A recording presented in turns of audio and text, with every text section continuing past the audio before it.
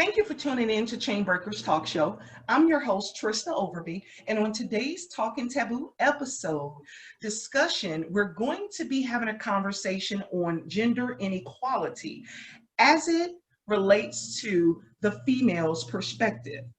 Again, as I said, I'm Trista Overby, and I'm going to allow these lovely ladies to introduce themselves as well, starting at the top, going down to the bottom. Hi, my name is Shaniqua. I am from South Carolina. I've lived a few places, but born and raised right here in South Carolina, just a regular Southern girl. All right. All right, down bottom. Hi, I'm Nikhila. I'm from India and I have lived all my life in this city called Hyderabad. And yeah, I've lived pretty much all my life in India, so I bring in the South Asian perspective. Okay. That's great. That's great. And I wanted to have different perspectives because whether or not we realize it, here in America and in different countries, everyone's cultural perspectives and how they live are totally different. So I thought it was good to have someone on that wasn't from America to share her perspective on what it's like as it pertains to gender inequality in her culture, okay? So the first question, you guys, I want to go around and ask you all, as it pertains to gender inequality, what is the one thing, even though I know there can be so many things, but what is the one thing that you would like to see dispelled as it relates to gender inequality? And I'm going to start with you, Nikhila. That's a nice question, actually. You know, if you would have asked me this question like a couple of years ago, I probably would have said, oh, I have an issue with gender roles, or oh, I have an issue with stereotypes, or, you know, like the consequence of a system that has been built, like these are all the byproducts of it. But when you really look at it, gender inequality really stems from a system called patriarchy that has been put in place all over the world.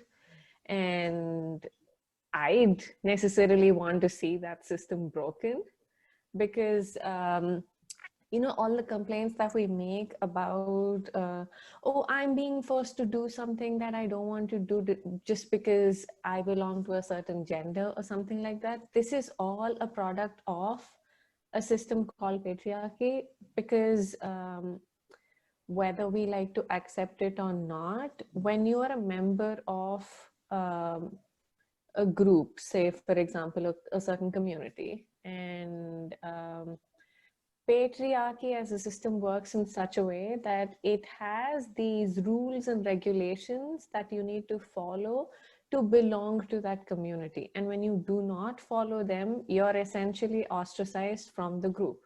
So coming from a collectivist culture like India, usually most cultures in the global south are collectivist, as India is, and most of the other South Asian countries too.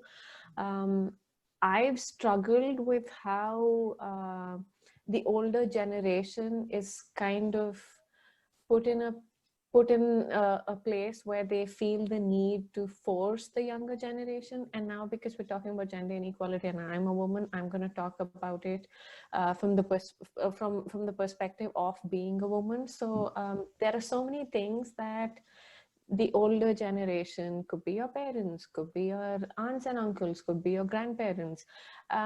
You have so many of these life choices that are forced upon you. And these are all a product of your gender roles, which are a product of patriarchy. So yeah, I want to see the system broken. Okay. All right. I like that. I like that. What about for you, Shaniqua? Anything in particular? A few things.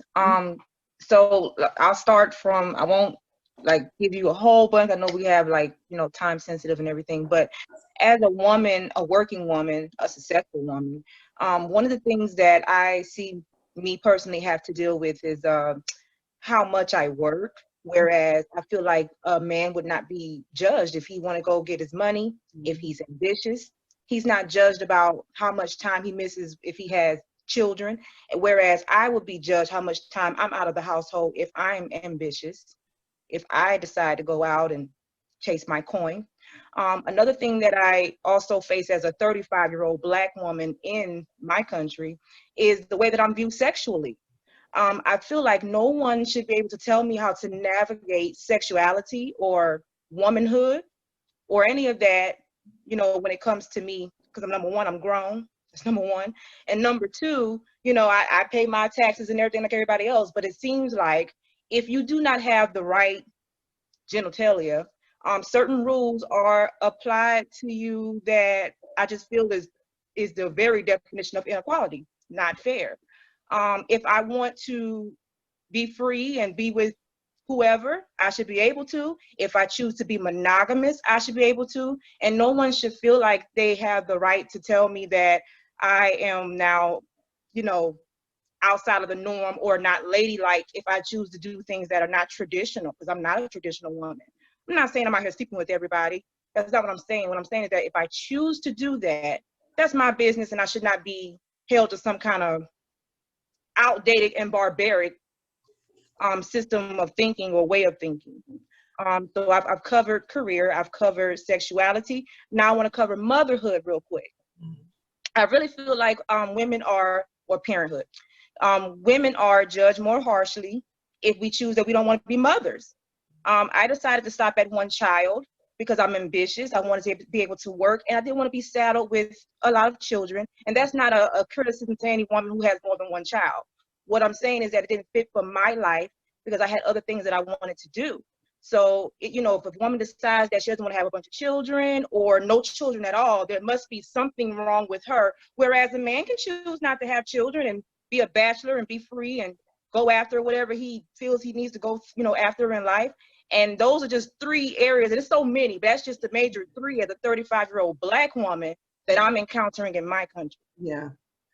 And that's good what you say. There's so many, but I think you both hit on some great ones. I'm going to talk a little bit about what I've been seeing.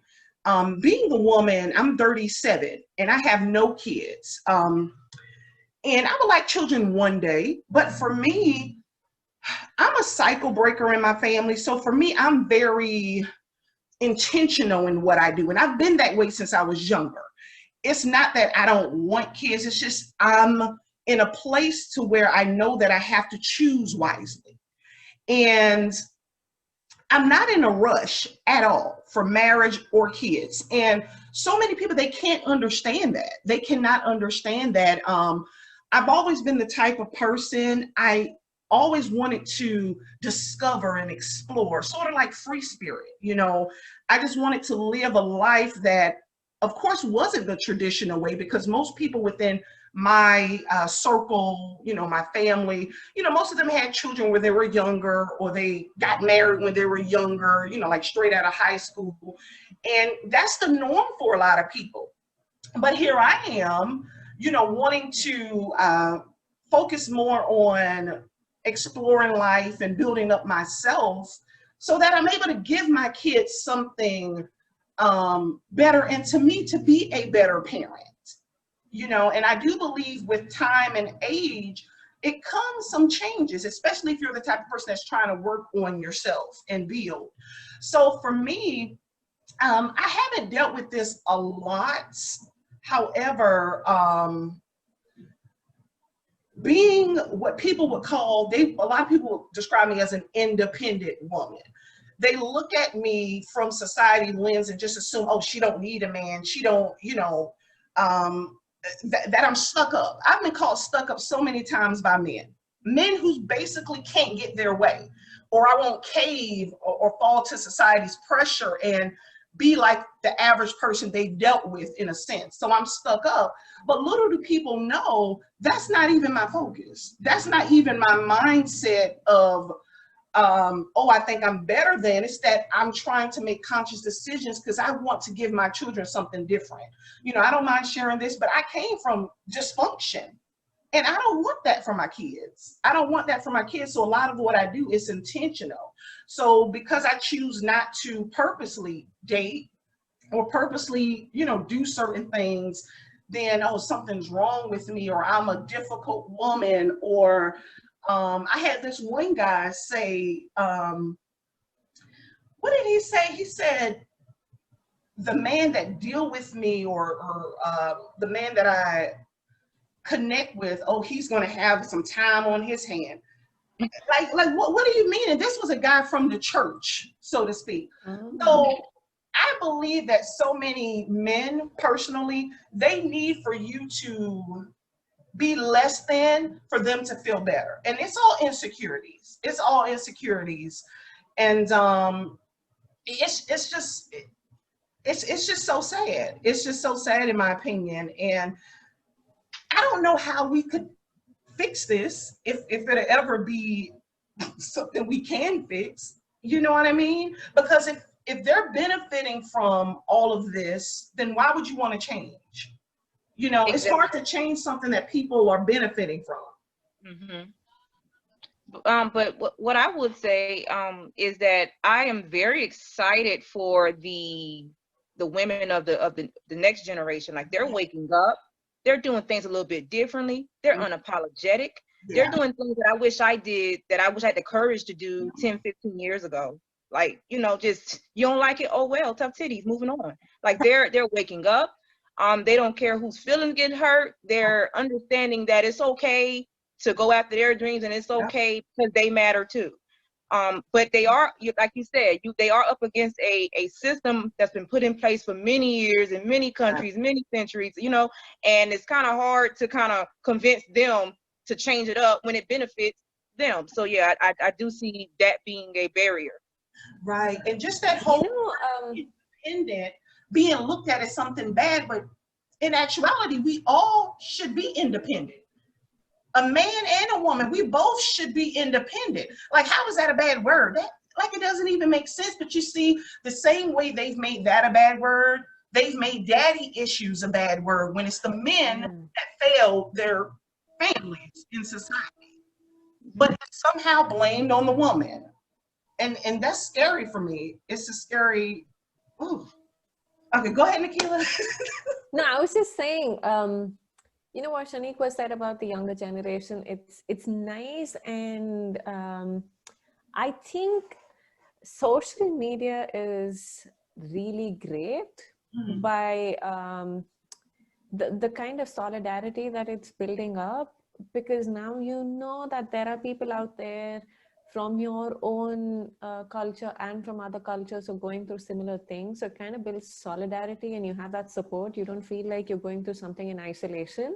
Right. And like, this is something that the South Asian community is kind of waking up to right now. You see a whole bunch of South Asian collectives coming up on Instagram, Twitter, and, you know, basically most of the social media sites. And the kind of content that's coming out, I feel so great. And I wish I read this, like, say 5-6 years back, because then probably I would have started my journey of, you know, finding the strength to pursue things that I want to pursue much earlier on. Because when I was going through things, it felt like I was going through it in isolation. And my source of consolation of it all was that, there is this movement called feminism. And there are women out there globally going through certain issues, though the specificity of the issue may not be the same. But it's just nice to know that there are people out there who are going through things because of their gender, and they're overcoming it. And that was kind of motivating. And I know that a few things with regards to feminism as a movement have a lot to do with just white women. But then the idea of this sisterhood, which feminism brought about, it was nice. It felt like I was a part of a bigger thing, and it felt like I had to kind of hold on and push past things, and then, you know, fight to pursue my dreams, because it mattered. And that I feel is a lot more easier, in the sense that you can reach out to people going through things far more easily now because of social media. And I think that is helping young people go on that journey of healing whatever trauma that they've been through much more easily now than, say, a couple of years back. So yeah, I'm very, very hopeful about the younger generation. Yeah, yeah. Um, what question was I going to ask? Oh, let's pause. Okay. What do you all think about how the different genders are being reared in households today? Myself, I can speak more from a perspective of single parents. I do notice the difference between how, especially if it's a single mother, how sons are raised and their daughters. I noticed personally from my experience that it seems women are raised to be more codependent. And I personally believe that's why so many women, in turn, they end up marrying more controlling, manipulative, narcissistic type males, because you were groomed to be codependent, which simply means I'm putting all my needs aside to please you. And you see that so much. What do you all think about how the sexes are raised or reared in families? Have you noticed anything that concerns you when it comes to how we raise our men and our women? Yes. And I'm trying not to be so specific on just my community, but I can't. No, you should speak about your community, because it would help create a lot more awareness, because you're using your personal experiences to do so. And I'm sorry I interjected in between, but I was just trying to say that, you know, personal narratives are so much more powerful, because it helps us understand things much better, because someone who's been through it is actually talking about it. So please talk about you know, what you know about your community. Sure. Okay. Sorry So again. okay. So one of the things that I immediately noticed when I started getting out into the dating world, and before I got into a serious relationship and all of that, is that there are a lot of grown men who can still go back to mommy for things, whereas a young woman is expected to get out there and figure it out. I feel like young Black women are expected to already have it together, and if they don't, then oh well. When it comes to Black men, they still have a support. They still get you know, claps when they do the things that they're supposed to do for children that they create. You know, like if you see a father out at the park with his child, everybody's like, oh, you know. But if a woman, nobody blinks an eye, because like she's expected to, you know to already have to do that. So I feel like with the way that they, and I don't think it's just, and it might be more so in single parenthood homes where I see that boys get a little more chances than little girls do, because in the household that I was in, while I totally feel like it was because of circumstance, I had a single mother who had to work from in the morning to 11 p.m. at night. I was expected, without having the training to or anything like that, I was expected to be like the second mom of the house. That's automatic. My brother still had a childhood. He can go outside, he could play, he could run around the neighborhood. Long as he wasn't getting no trouble, and long as he was back before dark, it's all good. But I was home cooking, cleaning, helping with homework with my younger siblings. So, you know, women are more so expected to be more mature. And boys have the freedom to figure it out and make mistakes. And even when they're grown men, they can come back home and mom is going to coddle them. Whereas if a young woman makes a mistake, well, or get pregnant, let's just use that. It's kind of like, no, you went out there and you did that, you figure it out. How many men we know that have babies everywhere and they can still come back to mom, dad, whoever, like, no, they're not as hard. So I think that's where imbalances, the inequality is at, because I feel like, you know, boys are able to make mistakes and figure it out and come on back and get a hug or a slap on the wrist, whereas, you know, women, no, that's not the case. A lot of us did not have a childhood. A lot of us were raising kids before we had our own actual kids. Yeah, and they actually call that parentification, and I've myself dealt with that as well, and that's why I feel that's why I'm wise today, and I feel as if I knew a lot of what not to do before even experiencing it, because it's like your mind, whether you know it or not, your brain matures faster, so you become that little old wise woman. So it has its benefits, but it can have its, you know, issues, because like you might have missed out on certain, you know, things in childhood, etc. But the problem I see with that is as well is, okay, here we go with this woman who's mature, you know, she know what she wants, she has her life together, but then where are the men that measure up to that standard? So more than likely you're going to be somebody who is a child, and I don't have no time to be raising nobody's child. So I'm going to And need, that's how, I'm sorry.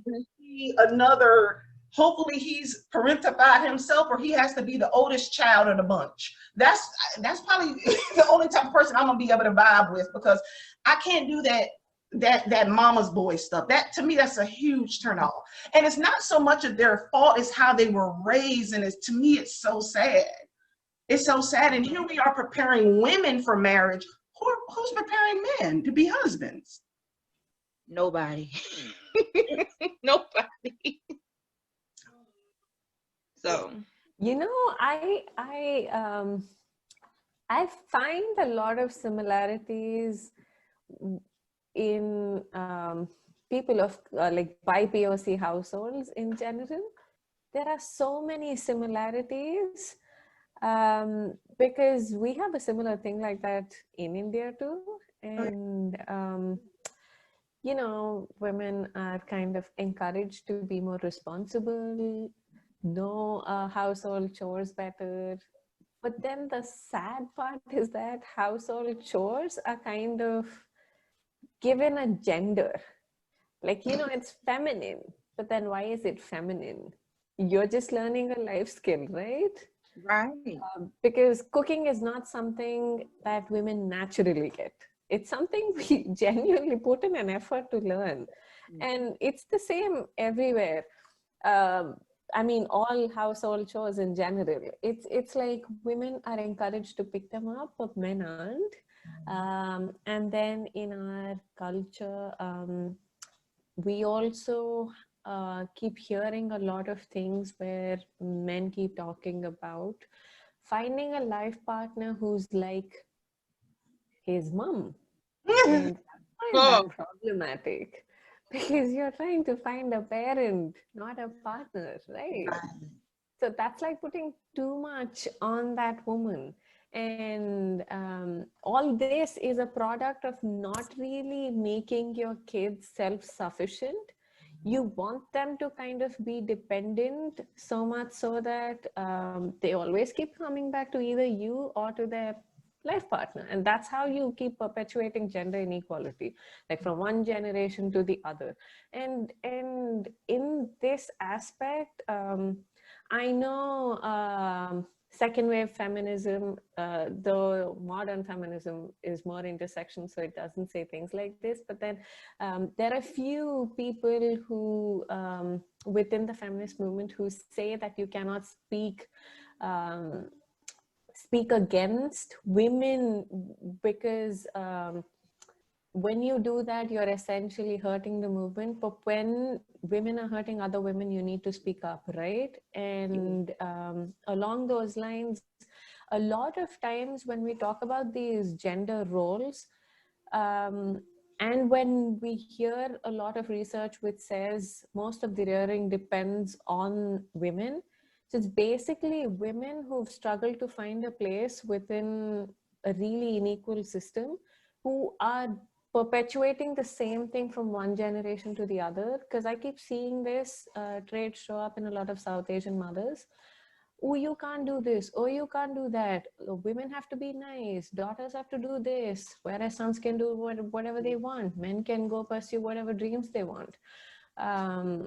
And certain life choices, like when you get married, who you get married, and when you have kids, how many kids, like all these are kind of treated as family's decisions, that family decides and you go along with it, or you're expected to be happy because automatically it's assumed that the older people know what path leads to happiness, like it's just one single path. um, and it's just it's sad how you have older women do this and you don't necessarily have spaces where you can speak up about this. This is what I was talking about when I spoke about social media. I now see young people actually speak up about all of this. And yes, social media has a lot of problems, but I feel like this is definitely a plus. And I think this is basically why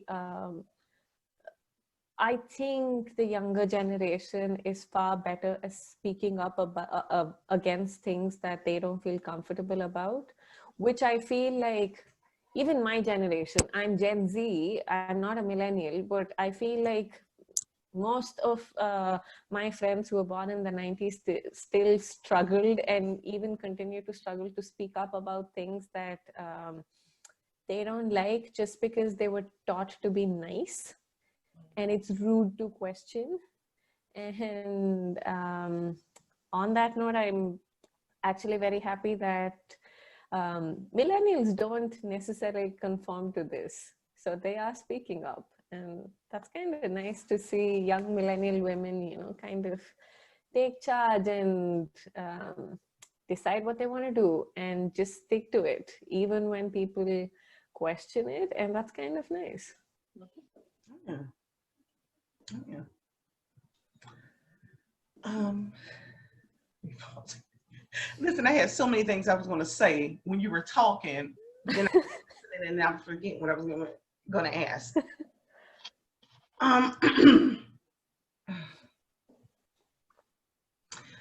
Okay, as it relates to marriage today in society, for the most part, what we see, you know, of course, we don't personally know what someone's dealing with behind closed doors, but you can kind of tell what's going on by what you see and what people post, etc. And from my perspective, from what I see and people I know, it doesn't seem as if a lot of women are happy in their marriage in this generation. And maybe it goes back to, you know, them feeling as if they had to do something that was expected of them. You know, it was a goal we just had to achieve. You know, let me just hurry up and get married. And then they're finding themselves now wanting that freedom. I've met a young lady who is in the process of getting a divorce, and she's still young, but you know what she said? She said, you know what? I don't want to get married again. She said, I love she said, I love discovering myself and I feel so free and I feel so alive. And it seems like a lot of women, I'm hearing that a lot nowadays. Do you all think that's because it seems like the average marriage does not benefit the woman today? I was in a Dunkin' Donuts, and I was being nosy and eavesdropping on a conversation amongst some beautiful women, and they looked to be maybe early 40s, mid 40s, possibly right at 50. And the main thing that I heard from this conversation was, yeah, I'm not getting married no more because I want to go when I want to go. I want to come back when I want to come back. If I tell you what, that's where I'm at, that's where I'm at. I think when like I was telling me and my friends talk a lot about this stuff. So I was saying, you know, I felt like we were like had like a real cruel joke played on us because we're told, okay, you know, you graduate, you go get a career, you marry someone, you have the babies, and then for some reason, even when you do it in order or out of order, when you get into those long-term commitments, whether it's marriage or life partnership, because everybody don't go do the legal stuff. When you get into those long-term partnerships, somehow, somewhere along the line, the woman starts to feel stuck. Even if she's brilliant, smart, went to college, even have a career, for some reason she still feels like she has been the sacrificial lamb the whole entire time. And I don't know if it's a phenomenon. I don't know if it's in our heads, but I mean, I felt that way, and I feel like my awakening started happening around 28. It's happened a lot later than what I would have wanted it to, but I started getting really serious about around 30 years old. I started saying no to stuff that I didn't want to do. Like, no, I don't want to tell you where I'm going. I'm grown. I'll be back. Just trust that when I'm out, I'm representing you in a way that is, that's good for you. Like, I don't want to have to, I don't need another dad. I already have a dad. So I think women go into these marriages, they feel stagnant. They feel like they're, I don't want to say property, because we're not that far behind, but a lot of them do still feel like they have a daddy to answer to. And I think that makes them feel stagnant, makes them feel, I feel like if we enter this, then it's a partnership. The same way I don't bother you when you go out, don't bother me when I get out.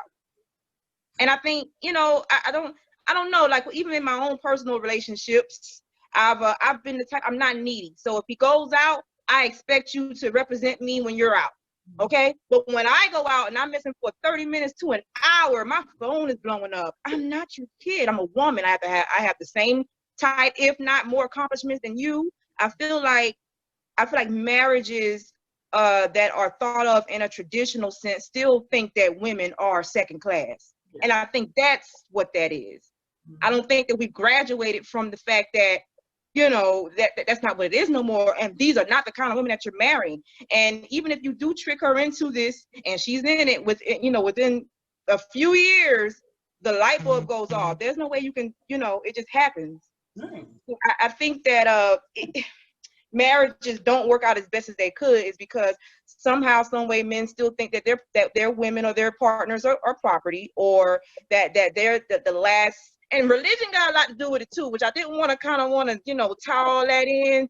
But a lot of them who, if they have a certain faith, that's how they figure that it's all set up. And that's all well and fine, but is your wife happy with that? If she's saying that don't work for me, then y'all need to readjust. Some tweaking needs to be done. And I think that's why women are running away from marriage, because when they mention what needs to be tweaked, men don't listen to what needs to be tweaked. Right. They continue on. Right. Which women be like, I've been with him for 10, 12, 13 years and he didn't get it. So the new guy, he probably won't get it either. So I'm just not going to do this again. They don't go in with a positive attitude because of the stubbornness from who they just left or who they were with all these years. So. Yeah. It's so much to talk about. I'm trying to put it all in the, you know what I'm saying? It's so deep. It is. It's so much. It's so much. And like Nikhila said, it's just what our society is based on. And it's like, why change if it's benefiting the man? But it just seems to me that the average marriage does not benefit the woman. And me, like I said, I'm fine being single. And even though I believe I'll get married, I'm even fine if I don't get married. Like I'm secure inside when it comes to that. Like I'm not dealing with anything. Like a lot of people, they're just jumping in stuff to say they have somebody. No. I'll die before I accept anybody. I don't have that. I'm not there. I don't want anybody. I'm not desperate. You see what I'm saying? Because I look at it like this: why tolerate anything that's not benefiting you in some type of way? You know what I mean? So it's just so deep. It is. You would need a 3-part series because it just goes so deep. It's just, and it's so much to talk about. Like I said, as people are talking, I'm thinking of stuff, and then I forget when you finish. It's so much you can say about it. No, I actually really like this question because, say 2-3 generations back, it was kind of a necessary system, if you want to call that, because then there was a lot to do, it had a lot to do with economics even, because it was property, you take in your property, and then you wanted it to stay within your own, so I'm talking about it from a South Asian perspective. We have what is called a caste system in India, and caste endogamy is a common thing, and people marry within their caste. And this,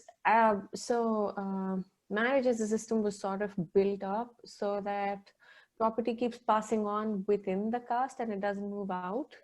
So intercaste relationships were always frowned upon, and in a way are frowned upon even now. And forget about interreligious relationships. And it was built up as a system so that property just stays within your group. And women went ahead because they needed some sort of quote unquote protection then, which we don't need now when we're talking about financial independence and all of that. We don't need any of the things that went into marriage as a system, say, a couple of generations back. So now when people marry, it's just because you genuinely like your partner, and that's when you get married. And you find such a person, sure. If you don't, then there is no point in just marrying for the heck of marrying, just because you've hit a certain age. I say age because within South Asian cultures, women are model policed, dating is frowned upon. So none of that generally happens. But then all of a sudden, once you enter your 20s, you sort of hit your marriageable age. And that's when everybody's so interested in pushing you towards marriage. And it makes me wonder, we don't give women the space they need to figure out what they even want from relationships, but then we just want to push them into a marriage. Which is why if you've come across any South Asian content anywhere, young women always speak very strongly about this issue, because young people in general, and women more so, are expected to marry by a certain age. And I'm 28, so I'm considered extremely old because people usually get married in early 20s. And if not, once they hit like 25, close to 25, by 28, I'm already a spinster. So yeah, so young people struggle with this, because I essentially struggle with this my almost all my 20s, because I kept fighting against it. And I just never found the idea of getting married for the heck of getting married. I mean, it just never made any sense. And then there is this thing that I keep hearing from a lot of older women, is that, oh, you're getting old. You might not be able to biologically have kids if you do not get married. And I'm like, please, I do not want to have biological kids. I intend to adopt if I ever think of having kids. So there, that's sorted. So I don't have that biological push to get married. And I am not dating anybody right now. So it's not like there is somebody there that I'm looking forward to getting married to. So why should I search just for the heck of getting married when there are no pull factors, right? And granted, all of this is coming from my personal experience, but I'm generalizing, because when I keep talking to young South Asian women, this is a huge issue, because when you keep pushing back against something that is expected to be a natural progression, nobody really talks about the toll it takes on your mental health and physical health, you know? And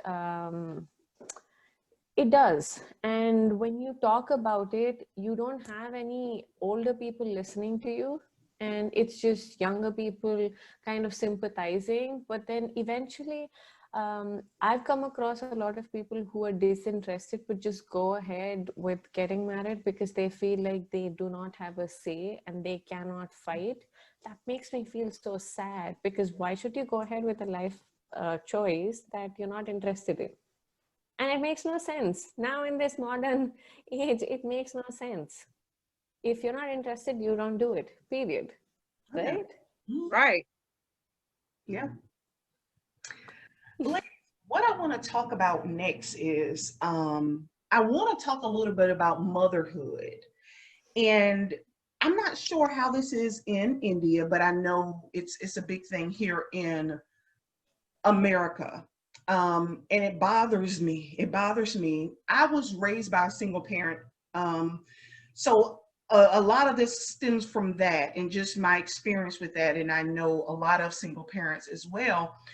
But what bothers me so much, and as I study, because I love all mental and emotional health, and what bothers me is how acceptable it is for a man to walk away from his kids and it's deemed okay, but we don't realize that the woman doesn't really have an option. So let's say that she places that child up for adoption, which I'm totally for. I'm totally for that. Because I can respect someone who, if you know you're struggling, you know, that's fine. And if she by any chance, you know, mimic that she did not want kids, but she has those kids in her, you know, possession, so to speak, because for some reason the children automatically goes with the woman. She's frowned upon for showing any type of displeasure. For some reason, women are automatically thought of and forced to be these nurturing, caring beings, but that's not always the case. But it's okay for the man to run off. You know, my father, you know, situation, you know, now he's wanting to come back. In my opinion, it's because he's older and I guess he didn't find what he wanted in the world. So it's as if he's trying to come back in my life now, but I'm not, you know, interested. However, for me, that's unfair. You know, it's okay for a man to feel how he feel and leave his children, but a woman can't begin to utter any type of dissatisfaction with motherhood without being judged. What do y'all feel about that? Because it breaks my heart. Okay. I am a mother. By the time I was 16, I was already smoked out from helping raise my siblings. So I immediately said at 16, I didn't want any kids. I had decided then.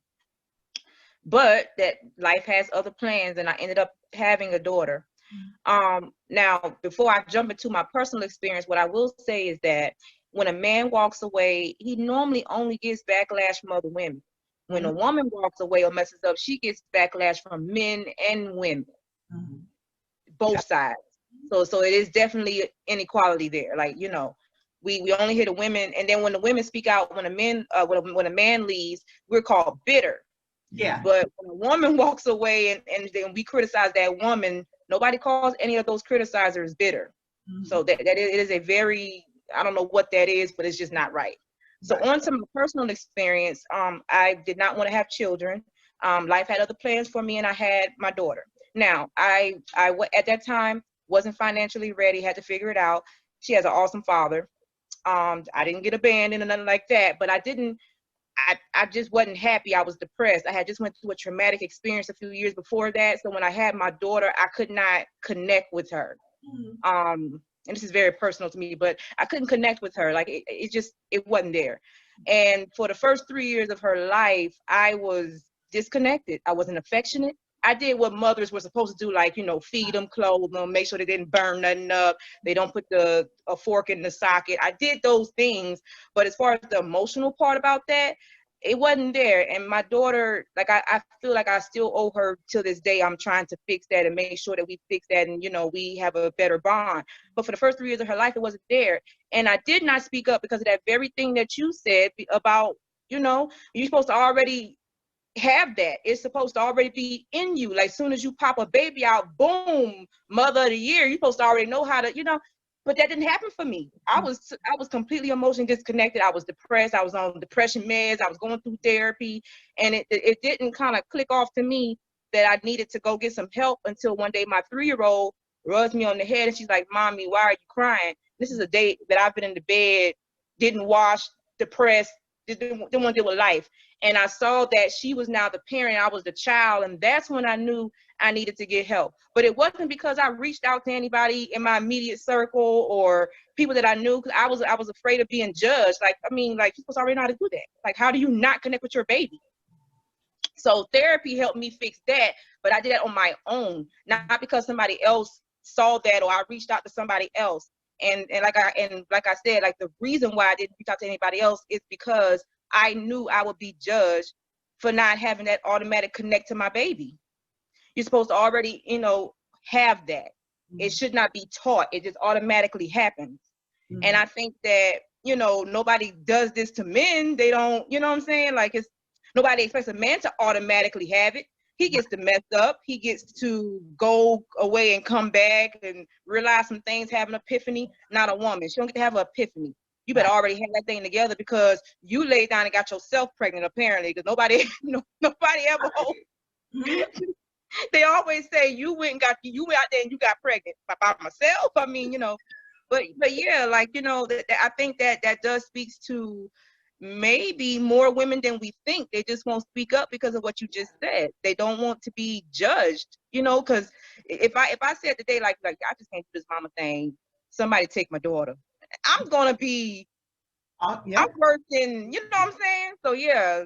So I mean, I do understand that. Whereas with a man, if he don't automatically have emotional connection, or he walks away for 3 years, 4 years, 5 years, and come back when that child is like 8 years old, you done missed all them years, but you get to come back in and fix it and do it right. Women do not get to do that.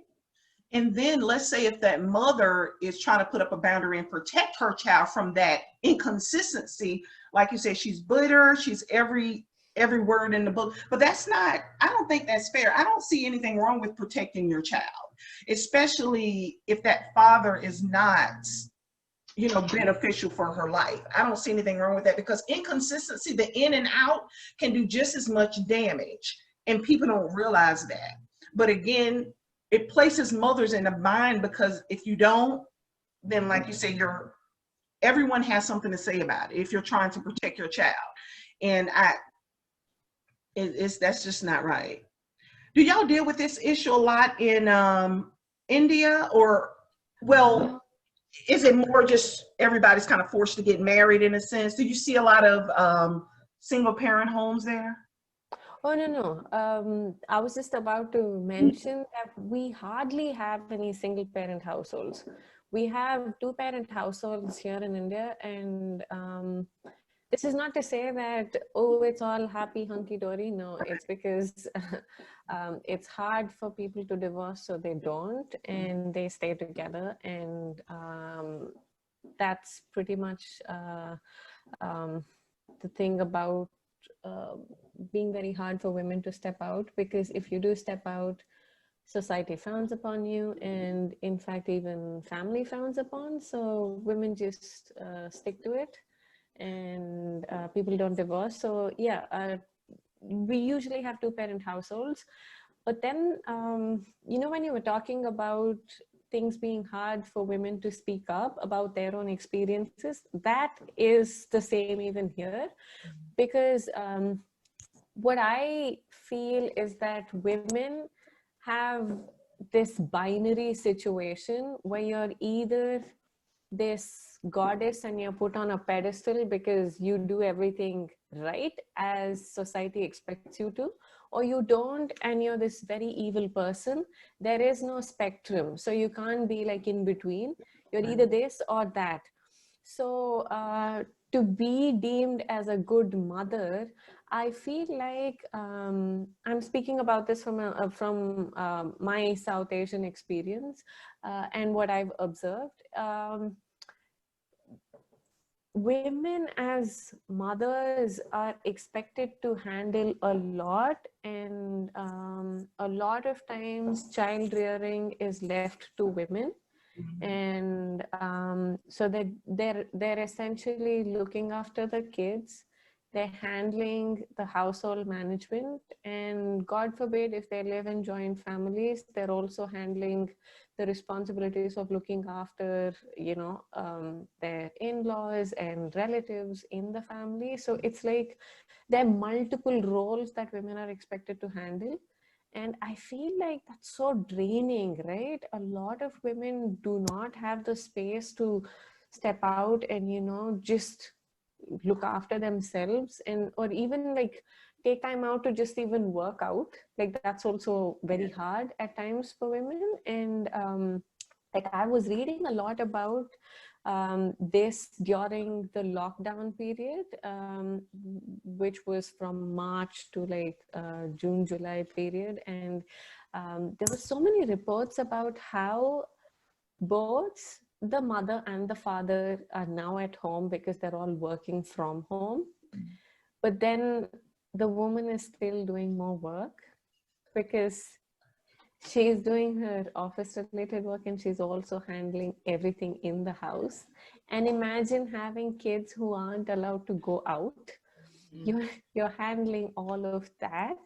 And there were so many personal accounts about how hard it was getting for women. And it's just a lot. I don't think women should be expected to do so much.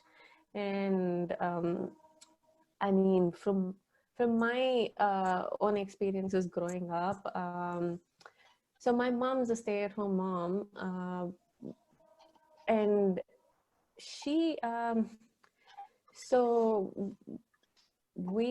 so growing up, we were able to uh, have domestic help, so it kind of helped her take care of the house and us. But then I feel like the entire household management just falls on women, and in my experience, my own mom. And I feel like because it is unpaid labor, and because it is not something that they can go to an office, do that, get paid for it, and come back home kind of a thing, people just look down on that kind of work. It's And a lot of strength to do that. yeah, and the fact that you have a lot of these successful men everywhere is, and also, you know, have a family, which is existing by itself while they're out there doing all these amazing things, is because there are women who are looking after the kids. Just look at successful women. It's hard for them to have kids and look after the kids, right? And this just goes to show that there is too much that is expected from women, you know, in whatever role that they're in. It's just too much. Why should you have to give so much so that you're actually, you know, exhausting yourself in the process? It's just, it's unnecessary to be doing that. And I also feel like a lot of times we try to model what we've seen. So we keep seeing such um, self-sacrificial kind of behavior from our mothers, grandmothers, and we kind of keep carrying it on. Yeah. And in that process, it's like a standard that you need to live up to, you know, like if you do so much, only then are you proving your worth. And I think that is a cycle that we need to break. Otherwise, it's just, I mean, if you aren't taking care of your own health, how can you take care of someone else's? Yeah. And that's the prime example. That's what codependency is. You've been taught that your worth comes from what you do for other people. Your needs and your wants does not matter. And unfortunately, that's a role that a lot of women are playing. Now, we have codependent men too, but I think because of how different men and women are raised. You see it more in the female gender. And oh God, it is just when I think of all of this, you guys, it's just like I don't know what to say. So for you all, if marriage is something that you desire, if that is something you desire, because it's not for everyone, how would you want your marriage to be? What is your ideal marriage? For myself, I'm definitely want to demolish the gender roles. I don't like to clean, and I'm going to keep it real. And it is what it is. And but I remember having like a little epiphany the other day, and I was imagining myself doing laundry. And I remember having my son and daughter both there, teaching them how to sort clothes, you know, how to wash, et cetera, because I believe it's something that both sexes need to know. So I'm all for, you know, if I have a male child, he's going to learn every single thing that my daughter is. And I would love having this family to where, listen, my ideal family is just a boy and a girl. That's it. That's all I want.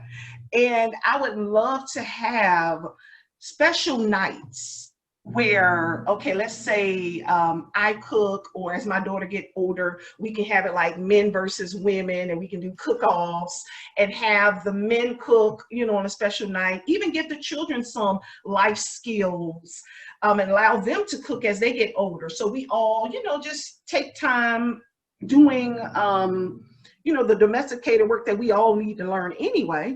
But I want a family that's supportive. You know, I believe in 50-50, and I know there's going to be days where you give a little more, but I want both, you know, my husband and I to both bring something to the table. And I'm sorry, but I'm not one of those traditional type women. That's not going to work for me. Again, I'll stay single all of my life, but that's not going to work for me. So the good thing is about that is I typically don't attract controlling men. It's like they see through me. I'm stuck up in everything to them. So that's good. So I must have some type of repellent, which is good. But one thing I know I have to be careful of, because I grew up more parentified, I have to be careful. And I notice my patterns to make sure I'm not fixing a man, or I'm not parenting a man. That's very common with women who grew up to be parentified and codependent. You need to make sure that you're not taking care of a man as well. He needs to come to the table the same way I come. Whatever I bring to the table, he needs to bring. You know, none of that, oh, I'm just fixing myself and working on myself. I'm almost 40. Like, you need to have something together. You see what I'm saying? So for me, I'm all for, are y'all frozen? No. I'm not. Oh, I thought it seemed like it froze for like 10 seconds. No. But for me, myself, I forgot where I was going with this. But yeah, I want someone like-minded, you know, that's bringing the same thing to the table and understand that this cycle needs to be broken. You know, it's a toxic cycle and it needs to be broken. And someone who believes that my feelings as a woman matters just as much as his, and vice versa. So I think if you connect with someone that's like-minded, I think that's the key. You have to find people who are like-minded and equally yoked with what your standards and your goals and values are in life. But, you know, I look forward to it with the right person. It can be, I think it can be such a beautiful thing with the right person, but it's just how it's being portrayed. It turns my stomach. And I don't think that's how it's supposed to be. But anyway, I'll move along. For any of you that want to get married, again, it's not for everybody, but what would your ideal connection, you know, partnership be? Okay. I like how you said that. Yeah, because, you know, marriage isn't for everybody either. Okay, so for me, no matter how much crap I talk on social media about, you know, girl power and men are, you know, the truth is, I think that everybody desires to have someone, whether it's in a marriage, long-term partnership, whatever. So operating in a long-term relationship, whether it's marriage or long-term partnership, I just want my other half to understand that I don't want to be boxed. You cannot control me. Allow me to be creative. I'm a creative person. Allow me to be out there and be free. There's some days I might just don't want to do nothing, and then I get on a whim and I want to go do something crazy like bird watching or catching dragonflies or something. Like, you got to let me just be me. Don't try to make me fit a mold that you want me to fit. I'm not your grandmother or your mom. I'm not going to be them. I'm opinionated. I'm not going to shut up. I can't be put in a place. You can't put me in my place. My opinions and what I feel matter too. So I feel like the ideal partnership for me would be someone that values my opinion, and validates my feelings, and understand that I need to be able to be in an environment where I can be creative and free.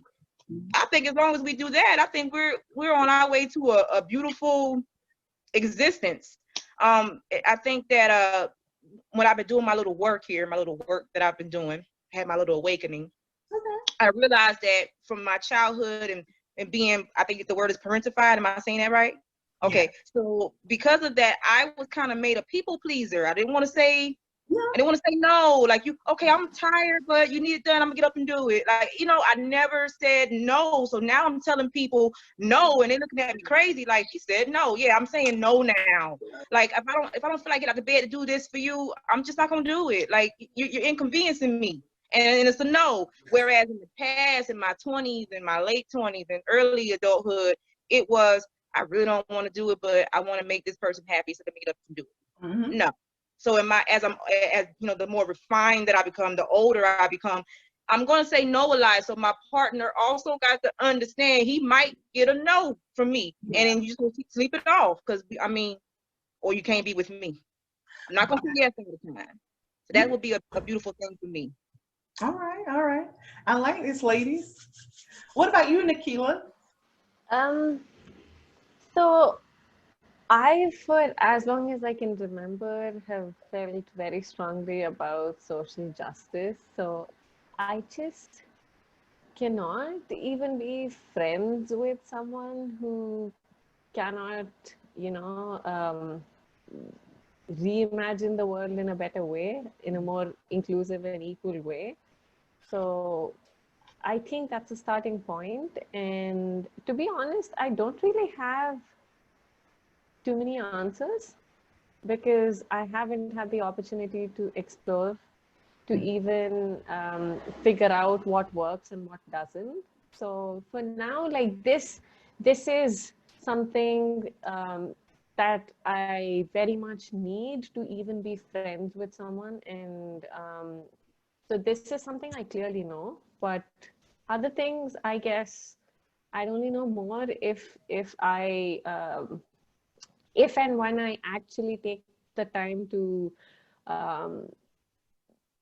be in a relationship, I think, because otherwise, how do you even get answers? Right. Yeah. So, yeah. And even for myself, I haven't been really a relationship person. I've met people, but whether you know it or not, I learn a lot by observation. I learn a lot by other people, what I see in the world. And I think we can, what's the word I'm looking for? Basically, I think we can avoid a lot just by kind of observing. You know what I mean? So I've always been that type of person since a child. I've learned from other people's choices in life, and I look at the world around me, and I just notice so many commonalities, and it's like I can just sort of see what works and what don't work. It's just amazing. But I haven't been in a lot of relationships, but I've met people, and I automatically just know, okay, this isn't going to work. This isn't. And then after a while, you start seeing a common pattern, and you just know that ain't going to work, etc. And you know what? I remember coming from that place of not putting my needs and my wants first, or feeling they didn't matter. And I remember always knowing who wasn't for me. Like, as early as I can remember, I was able to read like, okay, he's not for me, but I used to kind of entertain friendships out of maybe loneliness or boredom. And I remember, you know, making my standards for deciding what wasn't or was going to work for me. And I would often have people making me feel as if, oh, you're asking for too much, because it was different than the norm. You're reaching too high, or no relationship's perfect. I even had this guy mention the other day, oh, so you must be want to get marriage right the first time. And I was like, what? Like, so is that, are Who people wants to get it wrong? Nobody wants to get it wrong, right? It drew me for a loop, but it showed me his mindset as well. So if you just listen to people and the questions they ask and the stuff that they say, you can learn a lot from a person. And I was just like, what the world? So, so for me, I remember for a while thinking that I was asking for too much. And I'm so grateful to be in the place I am today to know, Tristan, no, you weren't asking for too much. It's just that you were surrounded by people that didn't see their value, that didn't know that they could have more. And that's what it was. There was nothing wrong with you. There's nothing wrong with your mindset. It's just we don't realize our worth, especially a lot of women and men as well, but we're taught to not ask for anything.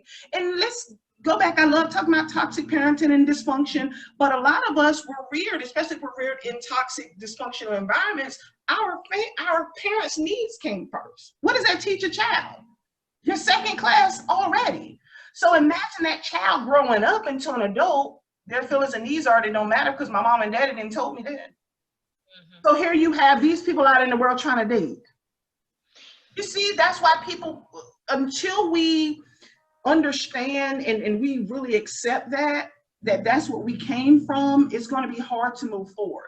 Our feelings and our needs did matter. And whatever the reason may have been, because it may not always been intentional, you know, and people could simply just be repeating cycles that their grandparents were, you know, instructed. For instance, like baby boomers, you know, children ought to be seen and not heard. A lot of people are just following these toxic conditionings and beliefs without even thinking, does this even make sense? And here we are in the world, you know, thinking that we don't deserve anything. You know, like I'm just supposed to be in a marriage where I'm serving a man. And here you have these guys, these silly guys on Facebook, and I try to comment under their posts whenever I get a chance, you know, saying, well, women need to raise their daughters up to be wives. What are you doing to raise your daughters up to be wives? And then they want all these wives and they want people to serve them and all of that stuff. Brother, you're just insecure. That's what it is. You need somebody that you can control to feel like a man. Deal with your childhood wounds and move on. That's how I feel about it. A lot of these men are insecure. And instead of dealing with the work and coming to the conclusion and the truth that I'm insecure, it must be the woman's fault. And we project. You'll be surprised how many people cope with life by projecting and making other people their scapegoat for their issues. And that's what a lot of these men are doing. And it's so sad. It's so sad. And they try to put on this facade of control. You know, I'm confident, I'm this, that, and the other. And the next thing you know, and a lot of these stories have been going around recently, then the woman want to file for divorce and now he want to kill her. Recently, a lot of stories going on. That's deep rejection and insecurity. I wouldn't, the first sign I get of deep insecurity, jealousy, I'm out. Like a rejected man is a dangerous man. That's a dangerous man, because especially if he had that mindset of he can do it, but you can't. So it's like a lot of these guys are feeling as if, okay, once you marry me, you're mine. And if you try to leave, oh no, you will not leave. And they will go to the lengths of killing you. Like there's a lot of stories going on about this lately. I don't know if y'all have heard of any lately, but. Hear them all the time. And it's heartbreaking. It is. It's the same reason why, you know, when I'm at the gas station, all I want to do is give me a bag of chips and a Coke and pump my gas. And a guy asked me for my number and I'm scared to decline him because I'm not trying to get shot in the head. So I got to give you a fake number and hurry get up out of there. Because, you know, or if I tell you no, and this has happened to me in Alabama, if I tell you no and I'm not interested because I'm with someone or whatever the case may be, it's, well, B, F you then, you ain't that cute anyway. It's like, did I bruise an ego? What did I do? It was a simple, I'm not interested. I'm not even rude when I say it, by the way. I'm like, no, thank you. I'm with someone, or no, thank you. I'm not interested. Why do I got to automatically be called something derogatory because you got your feelings hurt? They can't handle rejection, and it is insecure. So yeah. And it's just so sad. It's that expectation of, like, it goes back to when we were talking about property, like women are supposed to, we're obligated to serve.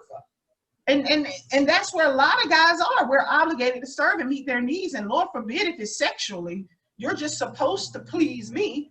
It's just so sad. I don't know what to say about this, y'all. It's so heartbreaking. It is crazy. We are talking about raising women to be nice and sweet and smiley all the time, and this is a common thing that happens out here because young girls are appreciated for being nice and sweet. So much so that they're sacrificing and doing things they don't want to do and things like that. And I always find that problematic because what happens in the house, you take that kind of behavior out of the house too, right? And I keep hearing a lot when people talk about sexual assault or any kind of child molestation, and people then end up saying, why did that girl not speak up? Yeah. And the thing is that when we're teaching young girls to be nice, it is hard for them to speak up. Even in situations where their physical safety is at risk, it's hard to speak up. Why must we teach young girls to be nice? Why can't we teach them to actually pay attention to what they like and don't like? Because that is so much more necessary. Because that kind of that kind of a system within us is what we need to learn as kids, because this is what helps when you grow old and you start to date and you look for partners and things like that. You need to understand what you like and what you don't like. You can't just be nice to everybody you meet. And like, this is a weird example, but I'm just giving it anyways. I'm talking so much about being nice and sweet, right? Like, growing up, there were instances in social gatherings where being nice meant that I had to smile at everybody. I had to smile and my cheeks would hurt, and internally I was just craving to punch somebody in the face, but then externally I'm just smiling because I'm with family and they expect me to smile, so I'm smiling. But good Lord, it took me like a greater part of my 20s went into just unlearning all of this, because we just don't realize it. But then the things that young girls are taught are so harmful, and in fact it even hurts their mental health, because this is like a demand that is on you to fit into a sense of perfection. And it's hard to even unlearn it in cases for people, because when you are surrounded by people who are doing exactly what is expected of you and they're properly fitting into that box that's given and you don't, it means that you don't fit in with the people that you're expected to socialize with. So these are young people of your age and you cannot get along well with them because you just don't understand where they're coming from. And you also don't even understand why they're not questioning things that make people unhappy. And then you have older people of your parents' age, who basically extend you appreciation for fitting into all of this. And it took a lot of conflict, yes, because I kept questioning all of this, and there was a lot of familial conflict, and it also took like 2 years of staying away on my own when I was getting my business degree. It took staying on my own to kind of let go of all of this, because then I had the space to figure out what I was okay with and what I really didn't want to embody. And this kind of space and freedom is very hard for young South Asian girls to get, because we stay with our family and we aren't encouraged to stay on our own until we get married. So when you stay with your family and you're trying to unlearn a lot of things that you embody because of your family, and you don't have the space to just unlearn all of it. So unlearning even becomes very, very hard, right? So yeah. Definitely, as women, we need to question this being nice. And I think that being nice is something that cultures all over the world teach young women. And it's just that the specific nature of being nice varies from culture to culture. But whatever culture you talk about, young women are taught to kind of accept their place. So they're sort of taught to, they're kind of indoctrinated into this system. So it's why women who don't question are kind of appreciated. Women who just go with the flow are kind of the ideal partners even. So yeah,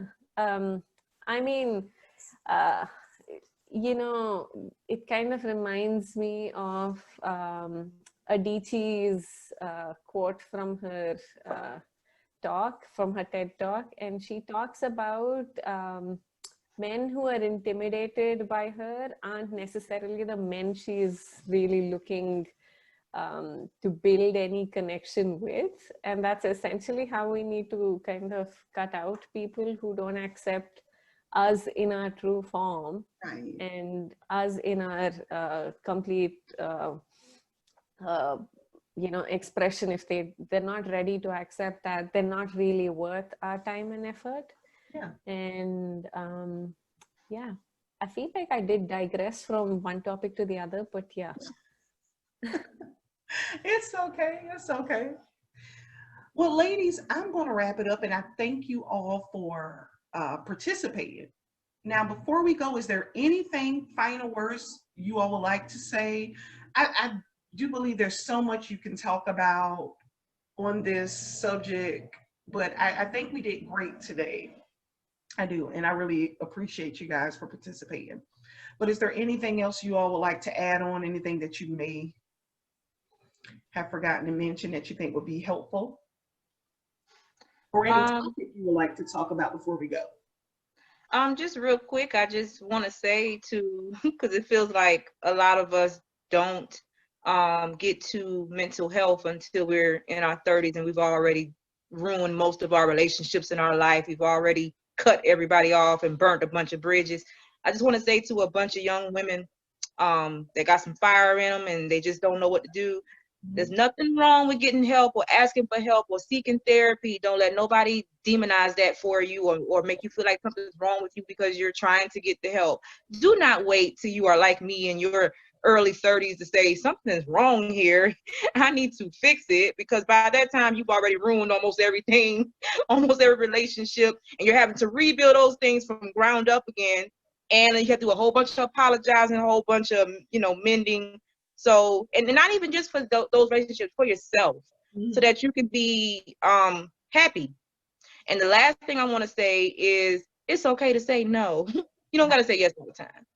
If you don't feel like doing it, it rub your soul wrong, it's okay to say no. And if that person really loves you, they'll understand your no.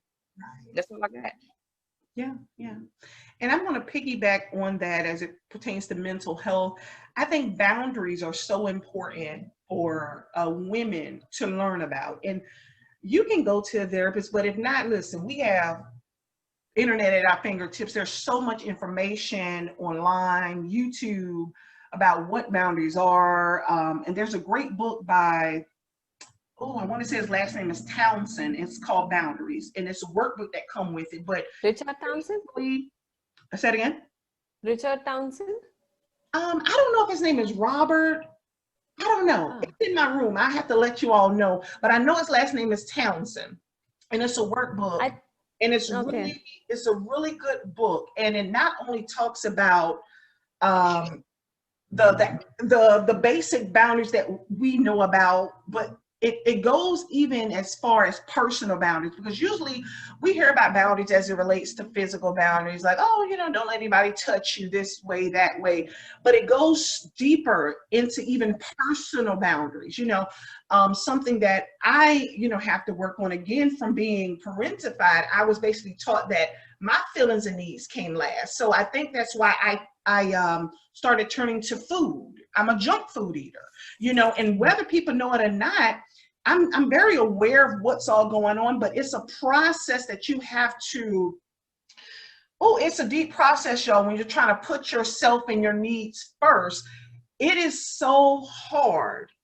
Like, if you would call me asking me, oh, cook me a nice meal, I would probably jump on it. But when it comes to cooking me a nice meal, a healthy meal, I struggle with, I struggle with putting me first, y'all. And that's what this parentification can do, codependency. It's a struggle, and people don't realize it. It is a struggle putting yourself first. When I went to therapy, all the therapist just kept saying was self-care, self-care, self-care, self-care, self-care, because I've been neglected basically all of my life and been told to put other people's needs first. So it is such a struggle. So they talk about these personal boundaries, even your relationship with food, with, you know, different distractions, just your relationship, your personal internal relationship with things. And it goes so deep. And I would recommend this book, because it's not just the basic boundaries that you think about with other people, but it talks about personal boundaries that I think is so important. So I would encourage women to really learn about boundaries, and also get you some standards and stick to them. I would recommend people to ask yourself, who am I? And write this down. Do a little activity. Who am I and what do I want? And write it down. And also, if you're dealing with people in relationships that you're a little iffy about, write these people name down as well, and ask yourself, how do I want to handle this relationship with XYZ? I had to do that at the beginning of my healing journey a couple years ago. And I had to let some relationships go, relationships that I may have had in childhood, but there was no connection. Because if you don't know it or not, the relationships that you pick early in life, if you're from a dysfunctional background, most of those relationships are toxic. But we don't see it that way a lot of times, and we become used to repeating that dynamic over and over in our lives. So it's like we don't have a connection. It's like they don't really accept you for who you are, et cetera, et cetera, et cetera. And especially since you're trying to grow and evolve, some relationships just have to be let go, and it's no beef all the time. So ask yourself that. People in your lives, how do you want to deal with them? Ask yourself, what do you want and who are you? To me, that's an activity that will get you started on really defining your needs and your wants. It was an activity that my therapist gave me, and oh my God, it gave me so much life, y'all. I'm legit going to do that. I'm going to do that tonight. Who are you and what do you want? And y'all, we have to start asking ourselves, we have to start checking in with ourselves. Something we weren't taught to do that. You know, you have to check in with yourself. You have to really check in with yourself and ask yourself, what do you want? Because you matter. You matter. So I think that's a great place to start and get those standards. You know, once you get to that place, ask yourself what you're looking for in a partner, your list of do's and your list of what you won't, the list of what you will tolerate and what you won't tolerate, and stick to that, and only date people or entertain people on your list. You know, you're not asking for too much. Only date people on your list. It's time for us as women to start putting ourselves first. It is. It's time for us to start doing that. So those are my 2 tips. Learn about boundaries and really start questioning yourself and asking yourself some deep questions. Anything you'd like to end off with, Nikhila? Oh, yeah. So this is basically to all young South Asians, specifically South Asians because of my personal experiences. To all young South Asian women, I'd like to say that we're taught so much that family is like the most important thing in the whole world, and this leads to us giving in to what family wants even when you don't necessarily want to go ahead with things. um, it is okay to step out. It is okay to do things differently. It is okay to not choose careers that you're expected to choose, or to not marry, or to marry someone of your own choosing.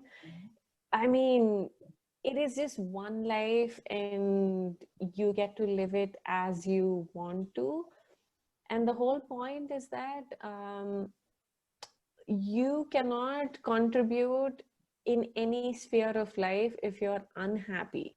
Right. And when you know that your happiness depends on choosing what you wish to be a part of your life and letting go of things that you don't want, I think you should just go ahead and take that responsibility into your own hands and let go of this need to do things that family automatically expects of you.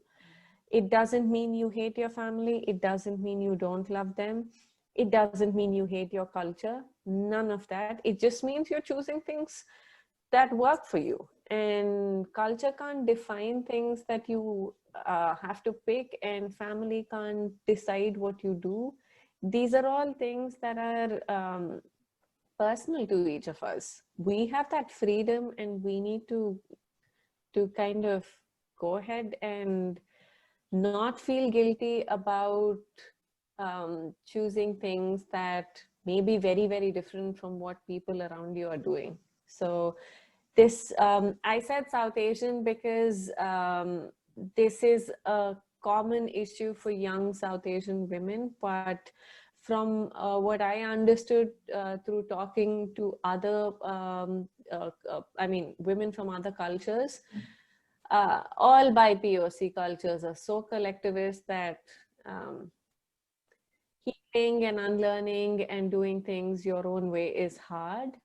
And I think what I said applies to young women from any of these groups. So yeah, that's kind of what I wanted to, uh, add at the end of the talk.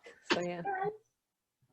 All right, and I think all of those were great tidbits for people. And again, you all, I really thank you all for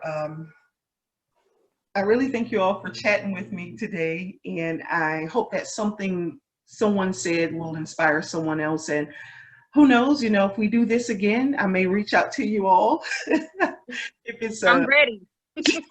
Me too. I love the energy of our group. Just the three I of us. know, isn't it beautiful? Yeah.